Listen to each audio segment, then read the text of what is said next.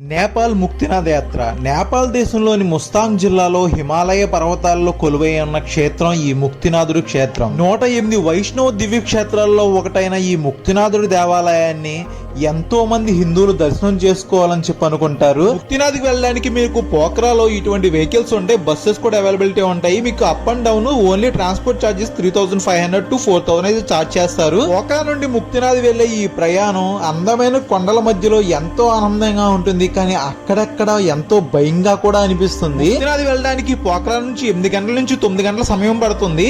మనం ముక్తినాథ్ వెళ్ళాలంటే మనం ఖచ్చితంగా పర్మిట్ అయితే తీసుకోవాలి. దానికి సపరేట్ గా 1000 రూపీస్ అయితే చార్జ్ చేస్తారు. మీరు ముక్తినాథ్ లోనే స్టే చేయొచ్చు, లేదా జామ్సమ్ లో కూడా స్టే చేయొచ్చు. ఎక్కడైనా హోటల్స్ చాలా ఉంటాయి, స్టార్టింగ్ 1200 నుంచి ఉంటాయి. ఫుడ్ కూడా మీకు అవైలబిలిటీ బాగానే ఉంటుంది. దేవాలయానికి వెళ్ళడానికి మీకు డోలీ సౌకర్యం ఉంటుంది, అలాగే గుర్రం కూడా ఉంటుంది. నడుచుకుని వెళ్ళాలంటే 350 మెట్లు అయితే పైకి ఎక్కాలి. ఎంతో అద్భుతమైన ఈ ముక్తినాథ్ దేవాలయానికి సంబంధించిన పూర్తి వీడియో అయితే మన యూట్యూబ్ ఛానల్ లో ఉంది, లింక్ బయోలో ఉంది.